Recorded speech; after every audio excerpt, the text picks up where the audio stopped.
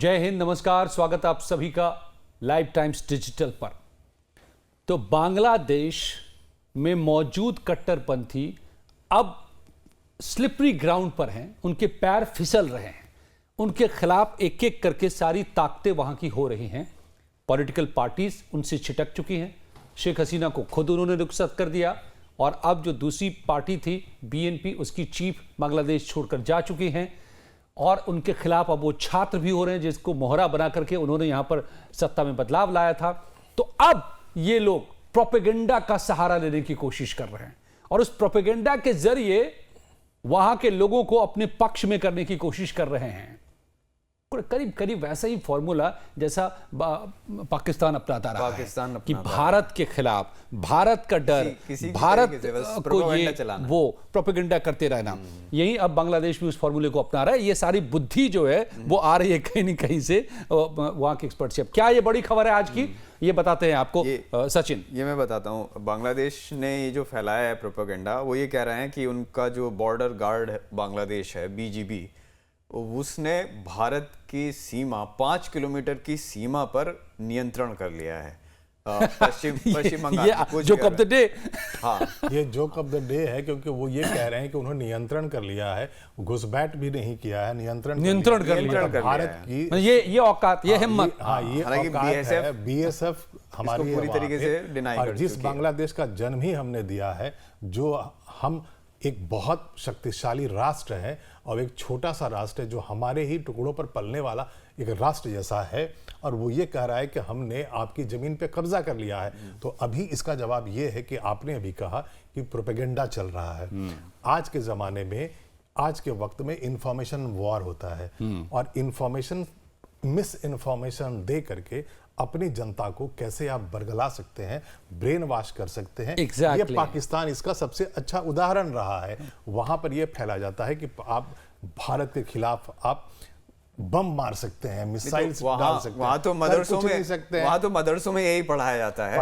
वहां तो मदरसों में यही पढ़ाया जाता है कि आप एंटी हिंदू रहें, काफिरों के खिलाफ आप हैं, गजवाए हिंद कर दो और भारत को दारुल इस्लाम बना दो, फिर जन्नत में 72 हूरें मिलेंगी वगैरह वगैरह। पता नहीं अब इसमें क्या है। देखिए, खालिदा जी अभी बाहर जा चुकी हैं, शेख हसीना भारत आ चुकी हैं, तो वहां पर जो अभी जो रिजीम है, जो अंतरिम सरकार के जो प्रमुख है मोहम्मद यूनुस, उनको जनता को, भोली भाली जनता को ब्रेन वॉश करने का नया नया तरीका लाना पड़ता है। तो आपको फील गुड देना है ना जनता को, वो ये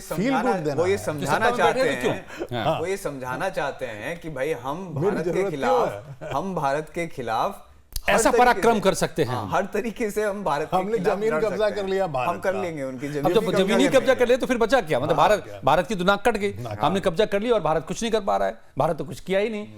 तो ये प्रोपेगेंडाबाजी है पूरी तरह से, और ये अब वहां पर इसका सहारा लेना अपने आप में ये सिम्टम है। ये बता रहा है कि येन केन प्रकारेण किसी भी तरीके से वो कट्टरपंथी और उसका चेहरा बने मोहम्मद यूनुस साहब बचे सत्ता में बने रहना चाहते हैं। ये इस बात का भी उदाहरण है कि उनके पैर उखड़ रहे हैं, जनता को सच्चाई पता लगने लगा है, तो उन्हें मिस इन्फॉर्मेशन का ब्रेन वॉश करने का एक और डोज देना पड़ा है जो पूरी तरह से गलत है, ताकि उनको फील गुड आए। एग्जैक्टली। अभी खबर है कि कुछ टाइम बाद पाकिस्तान के साथ उनकी नौसेना अभ्यास करने वाली है।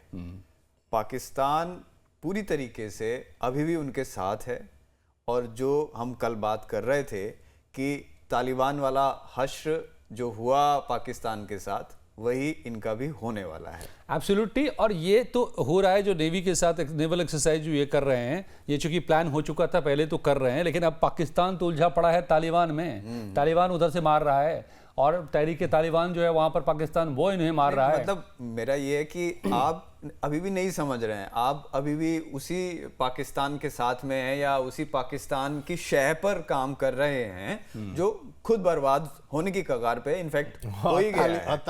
पाकिस्तान को मार कौन रहा है? तो तालिबान। वो तालिबान जो भारत से मिन्नतें कर रहा है कि आप हमारे से रिश्ते अच्छे रखो, वो ये कह रहा है कि हम अपनी सरजमी का कोई मिसयूज आपके खिलाफ नहीं होने देंगे, आप हमें दवाइयां दो, खाने की चीजें दो। और भारत ने भिजवाया है। मैं आपको बता देता हूँ, 2021 के बाद से अफगानिस्तान में जब से तालिबान रिजीम आया है, 2021 तालिबान रिजीम आया है, 50,000 मीट्रिक टन गेहूं भेजा है, 300 टन दवाइयां भेज चुका है, 27 टन भूकंप राहत सामग्री भेज चुका है और 100 मिलियन पोलियो की खुराक भेज चुका है, और इसके अलावा तमाम कपड़े, वैक्सीन, स्टेशनरी किट वगैरह वगैरह, मतलब इतना ज़्यादा सारा सामान वहाँ भिजवा चुका है। अब यहाँ पर दर्शकों को, लाइव टाइम्स के डिजिटल के दर्शकों को ये लगता हुआ कि भारत ने तालिबान के साथ ऐसे रिश्ते क्यों बनाए हैं, ये एक बड़ा नेचुरल सा सवाल है, क्योंकि तालिबान की सरकार को अभी तक भारत ने रिकॉग्नाइज नहीं किया है। हमारा वहाँ एम्बेसी पूरी तरह से काम नहीं कर रहा है।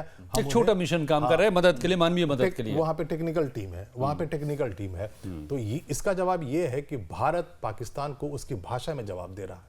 हाल के दिनों में जिस तरह से बांग्लादेश को बरगला करके भारत के ईस्टर्न फ्रंट पे एक नया फ्रंट, एक नया मोर्चा खोलने की कोशिश हुई है भारत को तंग करने की, तो भारत ने वैसे ही नीति अपना करके तालिबान के साथ ज्यादा अच्छी दोस्ती बढ़ा करके पाकिस्तान के वेस्टर्न फ्रंट पे उनके लिए एक और मुसीबत खड़ा कर रहा है। नहीं तो भाई, तालिबान को अगर पाकिस्तान ने ही चढ़ाया, पाकिस्तान ने ही शुरुआत में अमेरिका की सहायता से, CIA की सहायता से बनाया, तो अगर वो उसके खिलाफ हो रहा है तो उनको समझना चाहिए कि भाई क्यों ये सब हुआ। बांग्लादेश, यहाँ पर एक लाइन बताना बहुत जरूरी है कि जब तालिबान ने कब्जा किया था अफगानिस्तान के ऊपर, तो जब वो बॉर्डर पे डूरन लाइन पे जब वो पाकिस्तान के सोल्जर से बातचीत करते थे, तो इनफॉर्मली वो ये कहते थे, अभी अफगानिस्तान पे कब्जा किया, अगला तुम्हारा। और ये कह रहे हैं, अब ये धमका रहे हैं हम इनको अभी भी।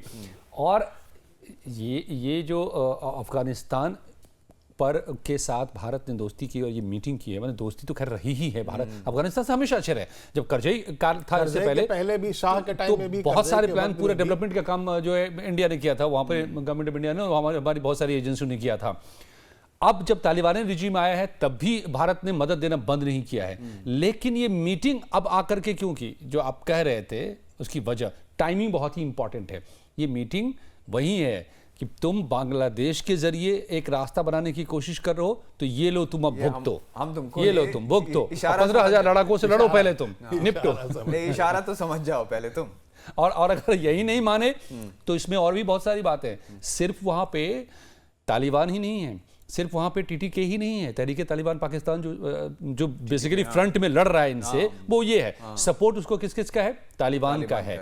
उसके अलावा जो बलूच लड़ाके हैं, वहां जो संगठन है वो भी इनसे मिल गए हैं आकर के, वो सारे इकट्ठे हो गए हैं। वो तो पहले ही अपना अलग, इसीलिए कहा जा रहा है कि पाकिस्तान के 3-4 टुकड़े होने तय हैं। वक्त, बस इंतजार है वक्त का, जिस दिन पाकिस्तान के फिर से टुकड़े होने लगे।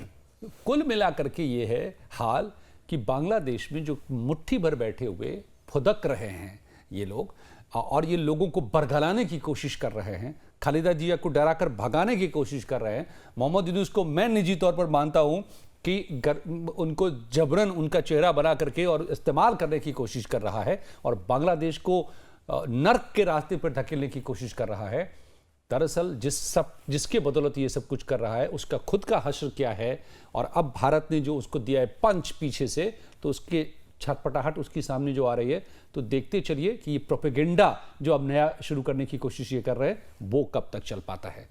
जाहिर है ये चलने वाला नहीं है, क्योंकि हकीकत कभी छिपती नहीं है। तो दोस्तों, आप इस बारे में क्या सोचते हैं, हमें ज़रूर बताएं अपनी राय। लाइक कीजिए, वीडियोस को शेयर कीजिए अपने दोस्तों के साथ, सपोर्ट कीजिए लाइव टाइम्स डिजिटल को। बहुत बहुत धन्यवाद हमसे जुड़ने के लिए। धन्यवाद, थैंक यू।